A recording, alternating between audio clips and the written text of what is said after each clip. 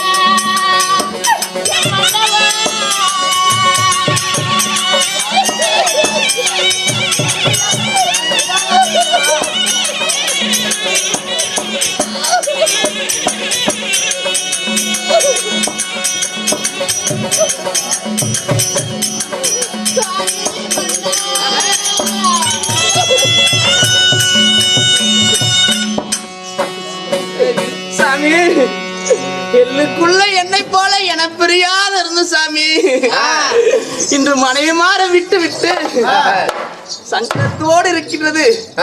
வர காலம் தாமதாகி விட்டால் வைகுந்து வந்து சேர்ந்து விட என்று சொல்கின்ற சாமி. வந்துட்ட விதியன் வந்துட்டாலும் தீராது.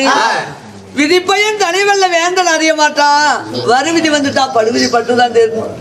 கரையை கடக்கலாம் காவிரியை நீந்தலாம் விதியை துடைக்க வேந்தனால ஆகாதம்மா. வந்துட்ட விதியன் வந்துட்டாலும் தீராது. நான் போகட்டுமா? உலக கடவுளாகிய தங்களுக்கே விதிவசம் என்றார். மாலையிட்டு தெரியுமாறு எங்களுக்கு என்ன கதி வருமோ சுவாமி மன்னா.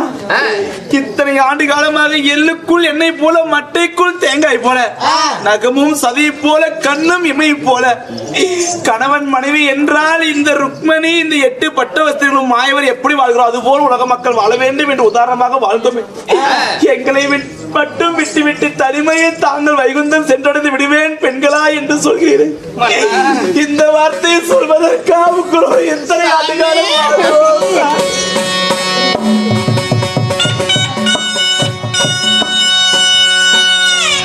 கட்டிய கணவனும் மனைவியும் சேர்ந்தே வாழ்ந்தோம். செத்தாலும் சில காலம் சேர்ந்தே வாழ வேண்டும். மாண்டாலும் ஒன்றாக மாண்டு விட வேண்டும். அப்படி இருக்க தாங்கள் மட்டும் தனிமையிலே வைகுந்தம் போகலாம். நாங்களும் பத்து விடுகிறோம் சுவாமி.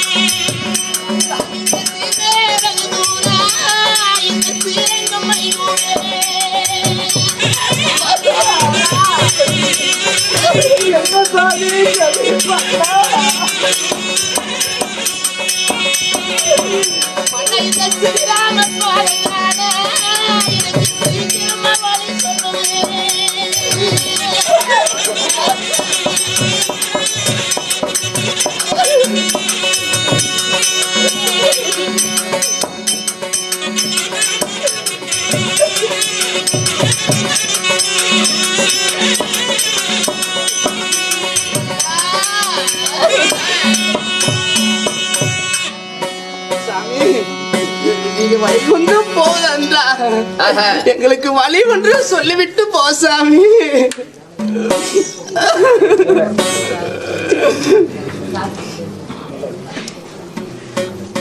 தேவி யாரை குலமா விதி என்பது ஈசனை கூட பித்து பிடித்து அலையவில்லையா? படியலுக்கும் ஈசனே பித்து பிடித்து தெரியும் தருவாயில் இந்த பகவான் மட்டும் நான் என்ன செய்ய முடியும்? அப்படியா? உண்மைதானப்பா சாமி. தேவி மன்னா, தேவி ஒரு நாளுக்கு கூட உங்களை விட்டு ஒருவரும் பிறந்ததில்லை. அன்று மட்டும் எங்களை விட்டு பிரிகிறீங்களா மன்னா? ஐயா சாமி.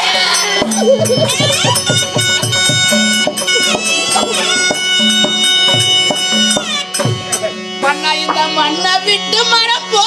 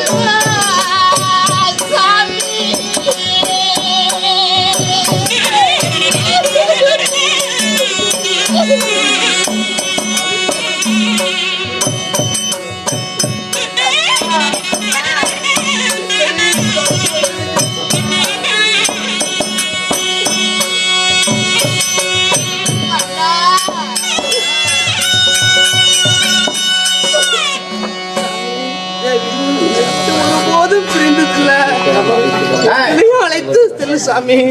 தேவி சாமி, இந்த பகவான் ஆகப்பட்டவன் அழைக்காமல் எங்கும் போனதில்லை. இது பாண்டவரை பார்ப்பதற்கு நான் அழைக்காமல் போக போகிறேன். நாங்களும் அழைத்து சென்றால் நல்லா இருக்குமா? இத்தனை காலமாக நாங்களும் உங்களோடு சேர்ந்துதான் வாழ்ந்தோம் சாமி. உண்மைதானம்மா? இன்று மட்டும் எங்களை விட்டு போகாதீங்க. நாங்களும் உங்க கூடயே வருகிறோம். எங்களையும் அழைத்து போங்க. வேண்டாம்மா சாமி, அஷ்டராபுரம் போக போகிறேன். பாண்டவர்கள் 36 வருட காலமாக இந்த பகவானை அழைக்கல, நானும் சென்று பார்க்கல. அன்று கஷ்டம் வரும்போதெல்லாம் இந்த பகவானே பகவானே என்று அழைத்தார்கள். கஷ்டத்தை காப்பாற்றினேன். தர்மம் என்னும் தர்ம தேவதையை சாட்சிமயமாக வைத்து அதர்மத்தை அழித்து தர்மத்தை நிலைநாட்ட பிறந்ததால்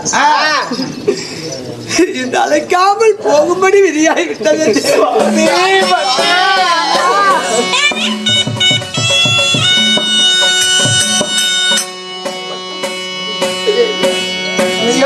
தாங்கள் செல்ல வேண்டுமா? அப்படிப்பட்ட நிர்பந்தம் நமக்கு என்ன சுவாமி? என் மனமாகப்பட்டது சஞ்சலமாக இருக்கிறது. இங்கே இருந்தால் ஆகப்பா, இந்த மன சஞ்சலம் தீர்ப்பதற்காக ஆண்டவரை பார்த்தால் இந்த மன சஞ்சலம் தீரும் என்று நினைக்கிறேன். நான் போகட்டுமா? அப்படியா? எங்களை விட்டு தாங்கள் போய்தான் ஆக வேண்டுமா? சாமி மன்னா, கடைசி முறையா உன்னுடைய முகத்தை பார்க்கட்டுமா?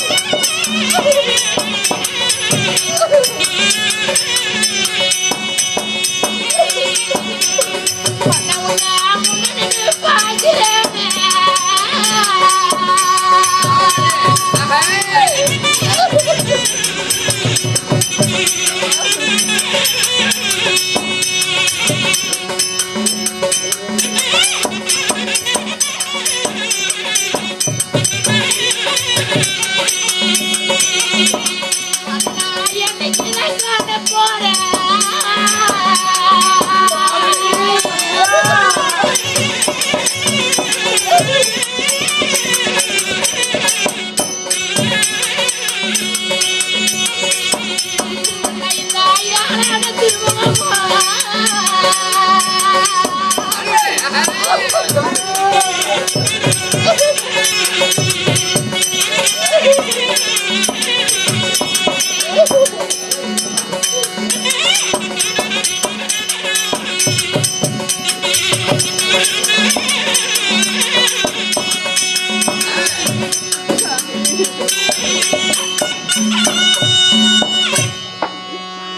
கடைசி முறையாவது இரண்டுமார்கள் ஒவ்வொரு முகத்தை பார்த்து விட்டு செலுத்துங்களா சாமி ஒரு நாள் ஒரு